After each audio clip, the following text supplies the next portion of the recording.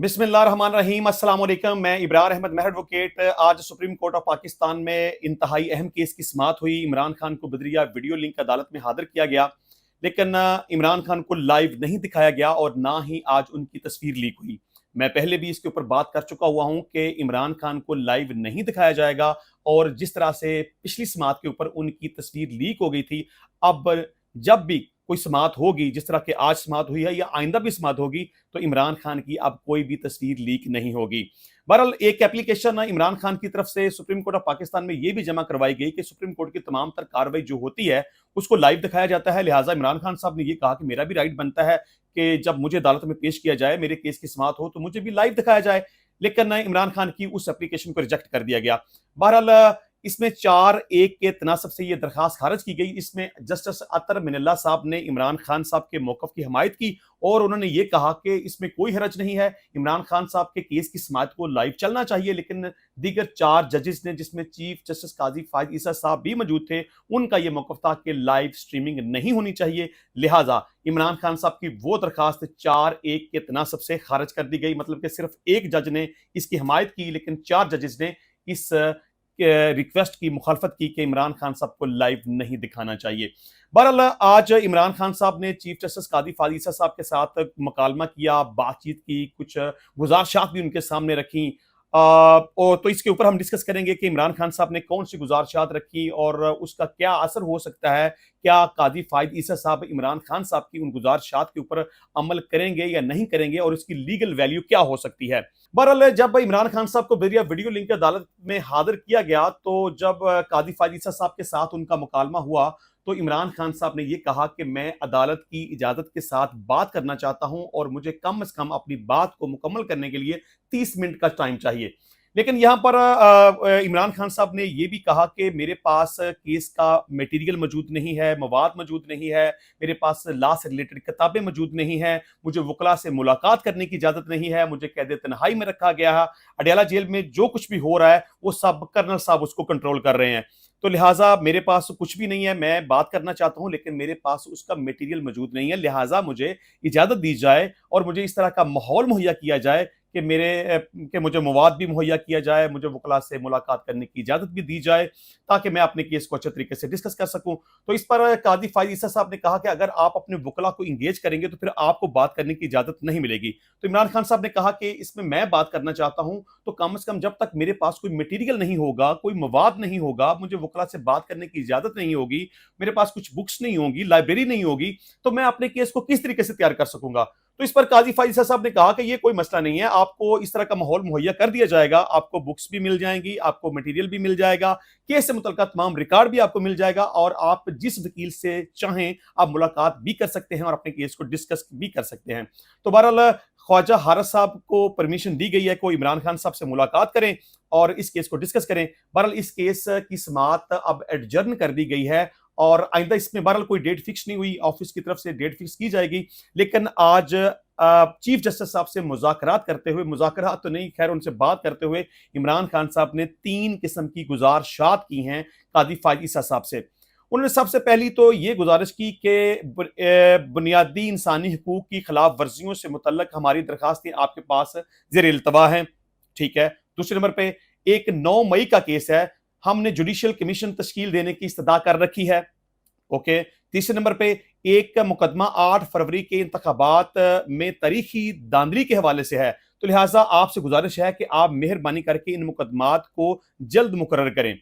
तो अब इमरान खान साहब ने ये जो 3 किस्म की गुजारिशात चीफ जस्टिस कादी फायद ईसा साहब के सामने रखी हैं, जब उनको वीडियो लिंक के जरिए हाजिर किया गया, तो अब हमने थोड़ा सा इनकी लीगल पोजीशन को डिस्कस करना है कि क्या इन गुजारिशात पर अमल होगा, इमरान खान की जो पटिशंस हैं उनको लगाया जाएगा, उनको सुना जाएगा, या उसका क्या रिजल्ट हो सकता है। लेकिन सबसे पहली बात तो यह है कि जिस तरह से पहली गुजारिश ये की गई कि बुनियादी इंसानी हकूक की खिलाफ वर्जियों से मुतल्लिक हमारी दरखास्तें आपके पास ज़ेर इल्तवा हैं, लिहाजा आपसे गुजारिश है कि इसको जितनी जल्दी हो सके इसको फिक्स किया जाए और हमारे केस को सुना जाए। यहां इस हद तक मैं बिल्कुल मुत्फिक हूं कि जब भी कोई इस तरह का कोई मामला आता है इंसानी हकूक के हवाले से या फंडामेंटल राइट्स के हवाले से, तो सुप्रीम कोर्ट के पास इस तरह का राइट मौजूद है, इख्तियार मौजूद है कि वो उस केस को एंटरटेन कर सकती है, उसकी समाअत कर सकती है और उसके ऊपर मुनासिब हुक्म जारी कर सकती है। तो लिहाजा इमरान खान साहब की ये जो रिक्वेस्ट है, ये एक्सेप्ट कर ली जाएगी, इस केस को फिक्स कर दिया जाएगा और इसमें जो भी रिलीफ इमरान खान साहब का बनता है वो उनको दिया जाएगा और इसके ऊपर जो भी मुनासिब हुक्म बनता है वो जारी कर दिया जाएगा। दूसरे नंबर पे कि 9 मई का केस है, हमने जुडिशियल कमीशन तश्कील देने की इस्तदा कर रखी है। अब इमरान खान साहब का अपनी पिटीशन के अंदर ये मौकफ है कि 9 मई को जो हुआ, जलाओ, गिराओ, तोड़ फोड़, नुकसान, जो मुख्तलिफ जाने की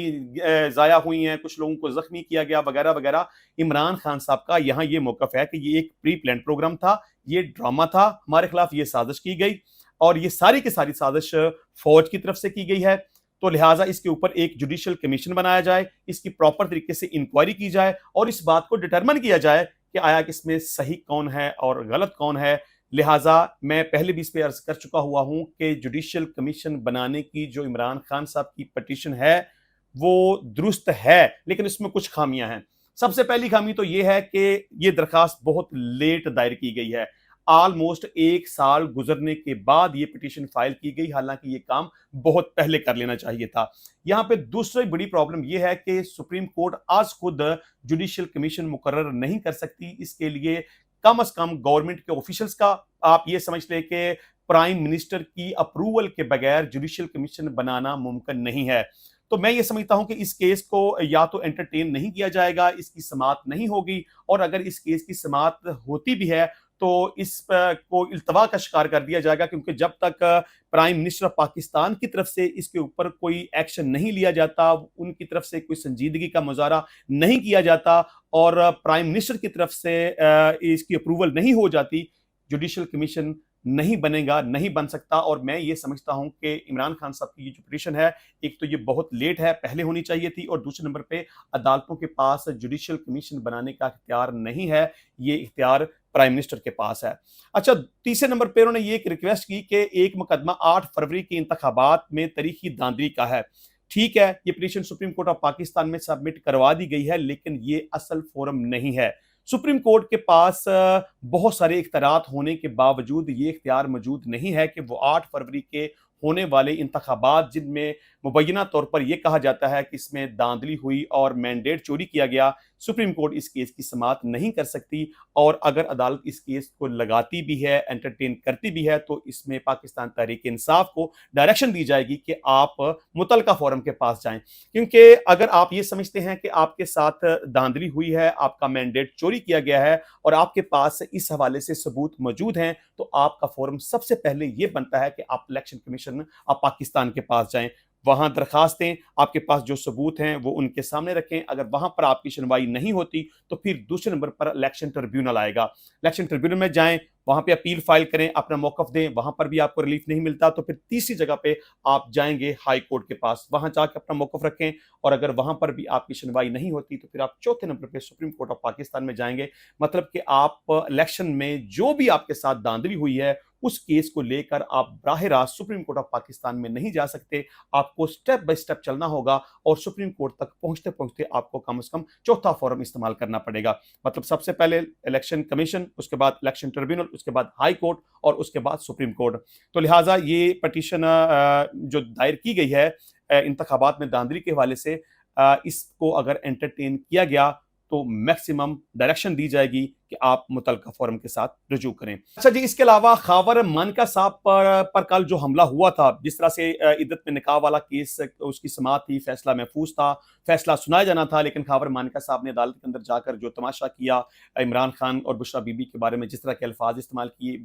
बदतमीजी की, अदालत के ऊपर अदम एतमाद किया, बहरहाल अदालत का माहौल ख़राब हुआ। जब वो अदालत से बाहर निकले तो पाकिस्तान तहरीक इंसाफ के कुछ वकला ने उनके ऊपर हमला किया, उनको गालियां दी, पानी की बोतलें उनके ऊपर मारी गई, उनको थप्पड़ वगैरह मारे गए। तो इस पर पाकिस्तान तहरीक इंसाफ के वकला अली इजाज भुट्टर और नईम पंचोता के खिलाफ दहशतगर्दी की दफात के तहत FIR का अंदराज हो चुका है। बहरहाल मैं समझता हूँ कि ये जो भी वाकया कल हुआ, इसके ऊपर कम से कम दहशतगर्दी की दफात लगनी नहीं बनती थी। ये मैक्सिमम क्रिमिनल इंटिमिडेशन का मामला हो सकता है कि आप